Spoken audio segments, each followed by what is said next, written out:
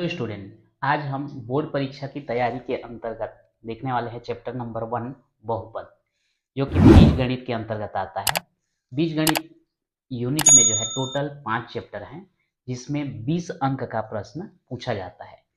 इसमें से चैप्टर 1 से जो है बहुपद से 1 अंक वाला प्रश्न और 2 अंक या फिर 3 अंक वाला प्रश्न जो है दिया जाता है। तो आइए देखते हैं। बहुपद एक्स वर्ग ऋण एक्स धन 1 को x धन 1 से भाग देकर भागफल एवं शेषफल ज्ञात कीजिए। तो आइए देखते हैं इसको।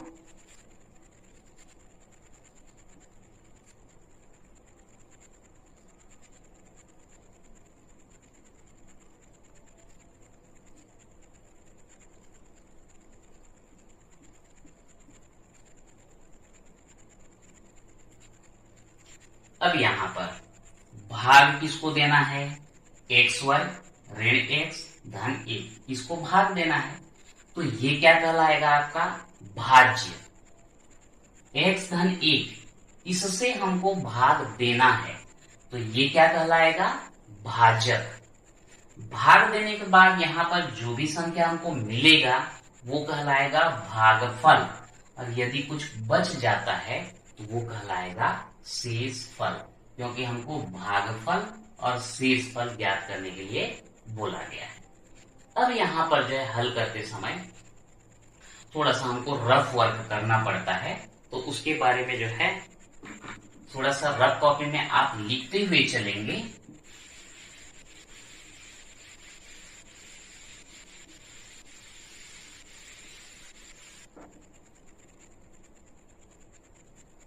इसको हल करने के लिए आप स्टेप बाय स्टेप जो है हल करते जाएंगे।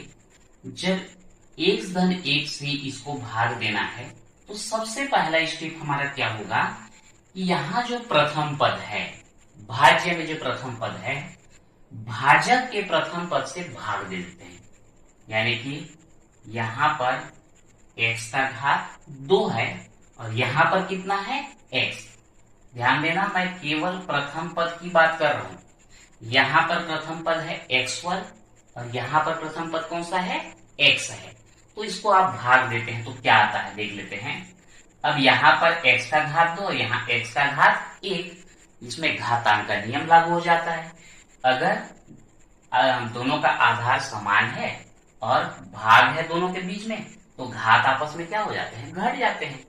यहाँ पर आएगा x का घात 2 ऋण 1, यानी कि x का घात 1। ये x के घात 1 को आप डायरेक्ट क्या लिख सकते हो? x। ये हम भागफल की जगह में लिख दिए। और ये जो हमको भागफल मिला है ना, इसका गुणा हम ये भाजक से करते हैं, x धन 1 से। तो क्या बन जाएगा? x का गुणा x से करोगे, यहाँ कुछ नहीं है मतलब घात 1 है, तो x का गुणा x से करोगे तो x का घात कितना हो जाएगा? 2। और x के घात 1 का गुणा 1 से करोगे तो कितना आ जाएगा? धन x। तो ये आपका x वर्ग धन x, आप यहां उसको लिख देंगे, x का वर्ग धन x। अब यहां पर जो है इसको हमको घटाना है, तो आप जो है बीजीय व्यंजक के जोड़ना और घटाना में आपको बताया गया है 2 विधि, क्षैतिज विधि और स्तंभ विधि। तो मान के चलिए यहाँ स्तंभ विधि में हमको घटाना है, तो घटाने के लिए नीचे वाले का चिन्ह जो है बदल दिया जाता है। ये धन है तो ऋण, ये धन है तो ये भी ऋण। ये भी मैं बेसिक मैथ्स के अंतर्गत जो है बता चुका हूं। आपको कहीं पर भी कोई परेशानी न हो, इसलिए मैं बेसिक मैथ्स का करीबन 10-12 वीडियो जो है अपलोड कर चुका हूं। जहां कहीं पर भी आपको परेशानी होता है तो बेसिक मैथ्स में जाकर के आप उसको देख सकते हैं। यदि आगे भी कुछ समस्या आएगा तो भी उससे संबंधित जो है हम बेसिक मैथ्स का वीडियो जो है अपलोड करेंगे। अब यहाँ x का वर्ग और यहाँ ऋण x का वर्ग, एक धनात्मक एक ऋणात्मक, घटाएंगे तो क्या आएगा? 0। तो इसको डायरेक्ट हम यहाँ पर क्रॉस कर देते हैं ऐसा। अब ये ऋण x, यहाँ पर भी ऋण x, दोनों समान पद हैं, और दोनों का चिन्ह भी समान है तो जुड़ेगा। तो यहाँ कुछ नहीं दिख रहा है, मतलब क्या है, एक है, तो ऋण एक का क्या जाएगा, ऋण 2x। समान पद समान संख्या, समान पद और समान चिन्ह तो आपस में जोड़ते हैं, तो ऋण 2x और ऊपर में जो बचा हुआ है धन 1, इसको नीचे रखते हैं। एक स्टेप आपका कंप्लीट हुआ। क्या किए, भाजक के प्रथम पद से भाज्य के प्रथम पद को भाग दिए, x वर्ग बटे x, तो आया x। अब भागफल की जगह में लिख के इसको भाजक से गुणा किया, ये x और x धन 1 गुणा करने पर x वर्ग धन x हम यहाँ नीचे लिख दिए। अब घटाना है इसलिए नीचे वाले का चिन्ह बदल लिए। चिन्ह बदलने के बाद हम कितना मिला, ऋण 2x, और ये धन 1 बचे हैं उसको नीचे ले आए। एक स्टेप कंप्लीट हुआ। दूसरा स्टेप देखते हैं, फिर से वही प्रक्रिया। अब यहाँ जो बचा है उसका प्रथम पद ले लो, ऋण 2x, और यहाँ पर प्रथम पद कौन सा है, x। अब यहाँ घातांक का नियम लगाओ या डायरेक्ट कटाओ, वो आपकी मर्जी है। चाहे तो आप डायरेक्ट कटा सकते हैं x और x, तो कितना बचेगा, ऋण 2। तो आप यहाँ पर ऋण 2 भागफल की जगह में लिख लेंगे। अब ये ऋण 2 का गुणा किसके साथ करना होगा आपको, भाजक x धन 1 से करना होगा। तो यहाँ x धन 1 से गुणा करो, ऋण 2 का x से गुणा करोगे, ऋण 2x। ये ऋण और धन का हो जाएगा ऋण, और 2 एकम 2, कितना आया, ऋण 2x ऋण 2, ऋण 2x ऋण 2। घटाना है, नीचे वाले का चिन्ह बदल दो। तो ये ऋण दिख रहा है तो आप इसको क्या कर देंगे, धन। ये भी ऋण दिख रहा है तो इसको भी क्या कर देंगे, धन। अब ये हो गया ऋण 2x, ये हो गया धन 2x, कट जाएगा। ये भी धन 1, ये भी धन 2, यानी कि दोनों समान चिन्ह है तो जुड़ेंगे, तो ये आ जाएगा 3, और बड़े वाले का चिन्ह धन, तो ये भी क्या हो जाएगा, धन हो जाएगा। ये जो है शेष फल बच गया, और आगे जो है हम भाग नहीं दे सकते। क्यों नहीं दे सकते, ये आपको ध्यान रखना है। यहाँ कितना बचेगा तो हम भाग की प्रक्रिया बंद कर देते हैं, उसको एक बार समझ लेते हैं। यहाँ पर भाजक में चर राशि का घात कितना है, 1, और यहाँ जो बचा है उसमें चर राशि का घात कितना है, यहाँ तो चर राशि है ही नहीं, यानी कि चर राशि का घात क्या बोल सकते हैं, 0। यदि यहाँ पर जो भी बचा है उसका चर राशि का घात अगर भाजक के चर राशि के घात से कम हो तो वो शेषफल में गिना जाता है।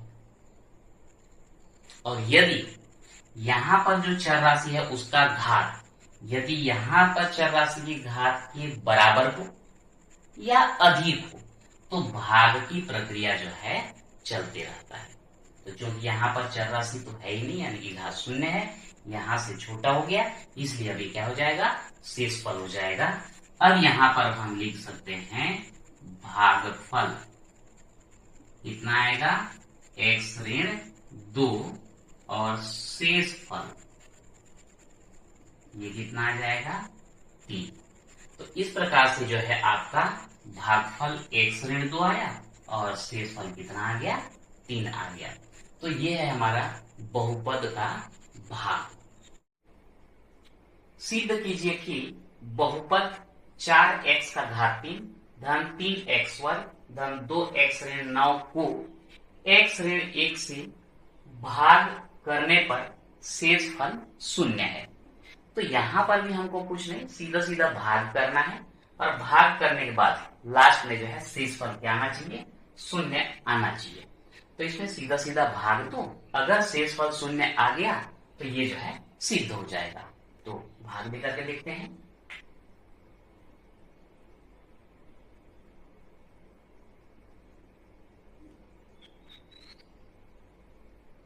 चार एक्स का घात 3 धन 3x वर्ग धन 2x ऋण 9, इसको भाग देना है x ऋण 1 से। जैसे कि बताया गया था कि यहाँ पर जो भाज्य है उसके प्रथम पद को भाजक के प्रथम पद से भाग देते हैं। स्टेप बाय स्टेप चलेंगे। 4x का घात 3 को हमको भाग देना है x से। क्या आएगा यहाँ पर 4 और x का घात, यहाँ 3 है यहाँ 1 है तो घटा देंगे, आ जाएगा 2। ये हमारे भागफल की जगह में आएगा 4x वर्ग, और इसका गुणा हम भाजक से करते हैं। 4x वर्ग का गुणा x ऋण 1 से करेंगे। 4x वर्ग का x से तो 4x का घात 3, 4x वर्ग का गुणा ऋण 1 से तो ऋण 4x वर्ग। तो यह आपका हो जाता है 4x का घात 3 ऋण 4x वर्ग। घटाना है तो नीचे वाले का चिन्ह बदल देंगे, ये दोनों कैंसिल हो जाते हैं, दोनों प्लस प्लस हैं जुड़ेंगे तो 7x वर्ग। 2x ऋण 9 को नीचे ले आते हैं, 2x ऋण 9। एक स्टेप कंप्लीट हो गया। सेकेंड स्टेप में हम लोग देखते हैं 7x वर्ग को x से भाग देना है। 7x वर्ग बटे x, तो ये होगा 7 और x का घात, यहाँ 2 है यहाँ 1 है तो यहाँ आ जाएगा 1, जिसको हम केवल क्या लिख सकते हैं 7x। तो यहाँ लिख दें 7x। इस 7x का गुणा x ऋण 1 से करेंगे। 7x का गुणा x ऋण 1 से, 7x का x से करोगे तो 7x का वर्ग ऋण 7x का गुणा 1 से करेंगे तो कितना हो जाएगा 7x। तो ये हो गया 7x वर्ग ऋण 7x। घटा दो, ये ऋण का चिन्ह हो जाएगा, ये धन का, दोनों कैंसिल हो जाता है, दोनों को जोड़ देंगे, प्लस प्लस है तो 7 और 2 9x, ऋण 9 को नीचे ले आएंगे। अब तीसरे स्टेप में 9x को भाग किससे देंगे x से भाग देंगे। x कैंसिल तो कितना आया 9, तो यहाँ लिख देते हैं धन 9। 9 का गुणा x ऋण 1 से करो, 9 का गुणा x ऋण 1 से, तो ये हो जाएगा आपका 9x ऋण 9 एका 9, तो यहाँ हो जाएगा 9x ऋण 9, ये माइनस और ये प्लस, ये कट गया ये कट गया, यानी कि शेषफल कितना आया 0। तो यहाँ पर हम लिख देंगे शेषफल बराबर 0, अतः सिद्ध हुआ। यहाँ बोला गया था कि सिद्ध कीजिए कि शेषफल 0 है, तो हमने देखा कि यहाँ पर जो है शेषफल 0 आ गया। इस प्रकार से जो ये सिद्ध हुआ।